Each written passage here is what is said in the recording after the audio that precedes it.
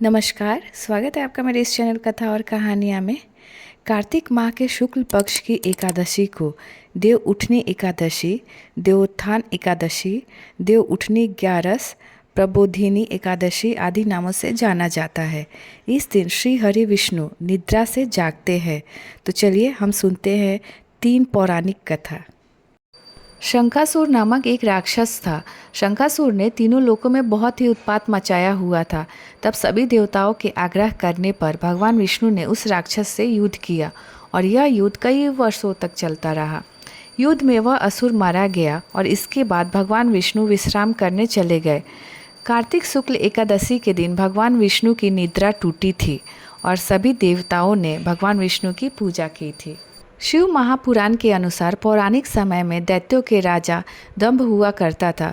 वह बहुत बड़ा विष्णु भक्त था। कई सालों तक उसके यहाँ कोई संतान नहीं होने के कारण उसने शुक्राचार्य को अपना गुरु बनाकर उनसे श्री कृष्ण मंत्र प्राप्त किया। यह मंत्र प्राप्त करके उसने पुष्कर सरोवर में घोर तपस्या की।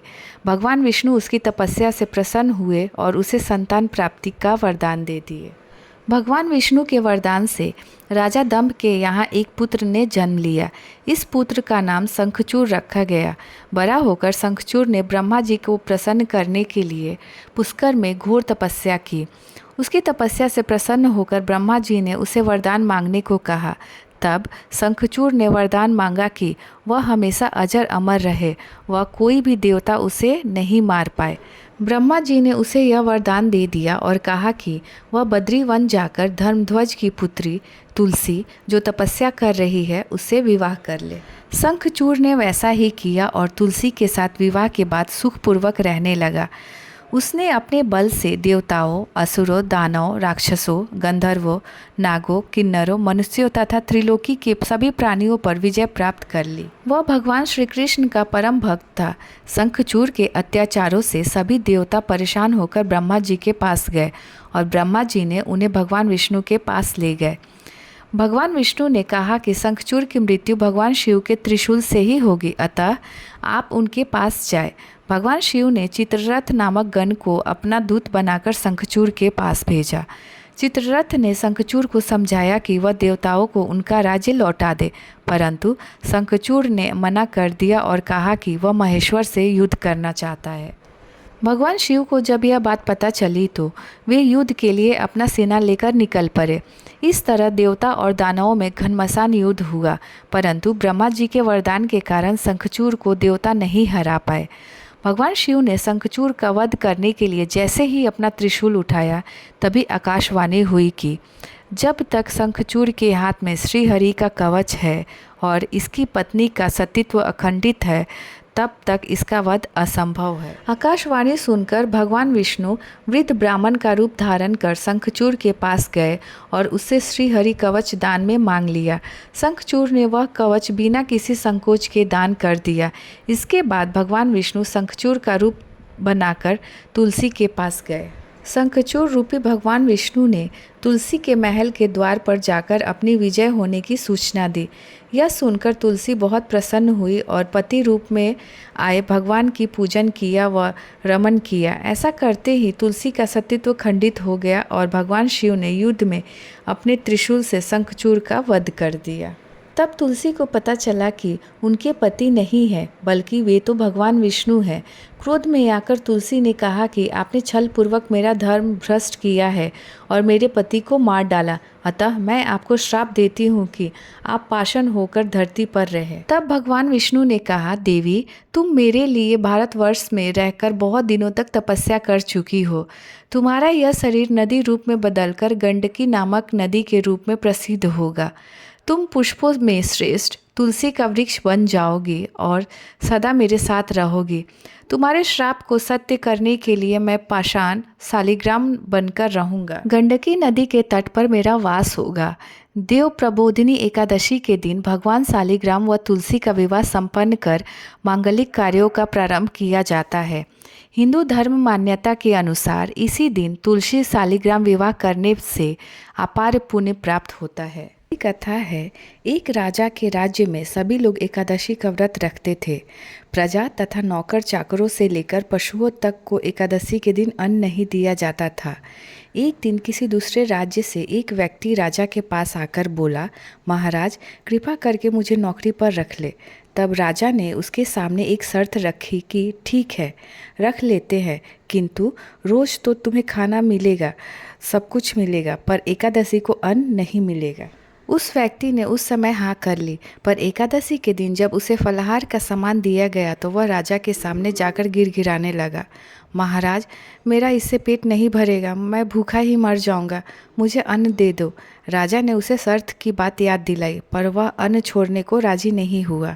तब राजा ने उसे आटा, दाल, चावल आदि दिए। वह नित्य की तरह नदी पर पहुंचा और स्नान कर भोजन पकाने लगा। जब भोजन बन गया तो वह भगवान को बुलाने लगा, आओ भगवान, भोजन तैयार है।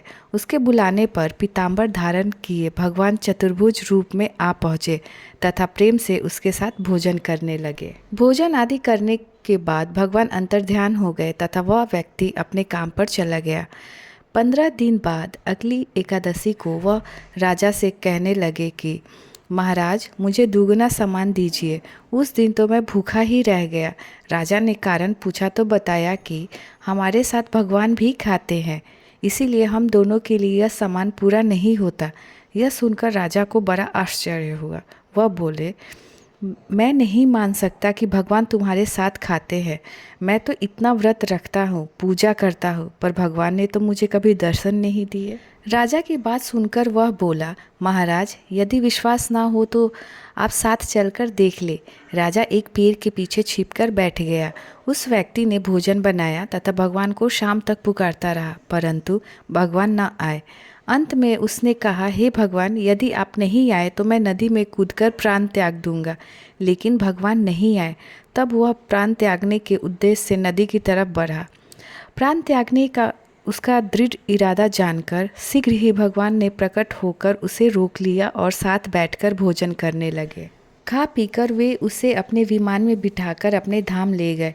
यह देखकर राजा सोचा कि व्रत उपवास से तब तक कोई फायदा नहीं होता जब तक मन शुद्ध ना हो। इससे राजा को ज्ञान मिला। वह भी मन से व्रत उपवास करने लगा और अंत में स्वर्ग को प्राप्त हुआ। अब आइए सुनते हैं दूसरी कथा। एक राजा था, उसके राज्य में प्रजा सुखी थी। एकादशी को कोई भी अन्न नहीं बेचता था, सभी फलाहार करते थे। एक बार भगवान ने राजा की परीक्षा लेनी चाहिए। भगवान ने एक सुंदरी का रूप धारण किया तथा सड़क पर बैठ गए।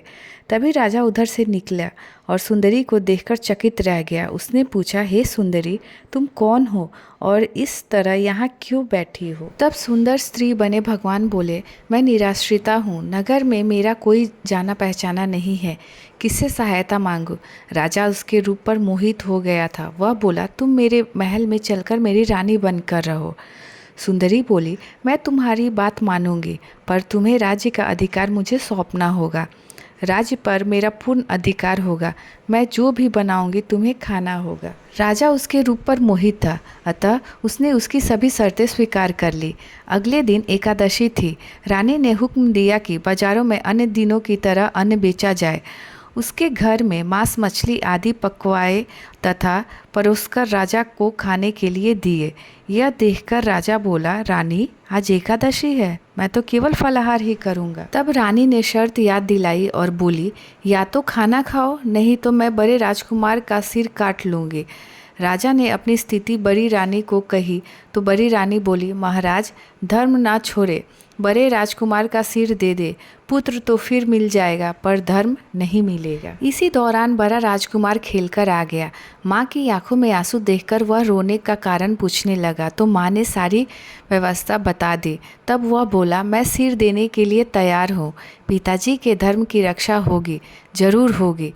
राजा दुखी मन से राजकुमार का सिर देने को तैयार हुआ तो रानी के रूप में भगवान विष्णु ने प्रकट होकर असली बात बताई।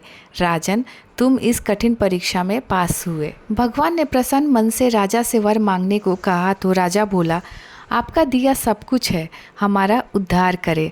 उसी समय वहाँ से एक विमान उतरा। राजा ने अपने राज्य पुत्र को सौंप दिया और विमान में बैठकर परम धाम को चला गया। तो उम्मीद करती हूँ कि यह सभी कथाएं आप सभी को पसंद आए और आप इसे ज़्यादा से ज़्यादा अपने फैमिली फ्रेंड्स के साथ शेयर करें। और अगर आप मेरे चैनल कथा और कहानियाँ पर नए हैं तो प्लीज़ इसे सब्सक्राइब करें। तो चलिए मिलते हैं फिर एक नई कथा कहानी के साथ। तब तक जय श्री नारायण।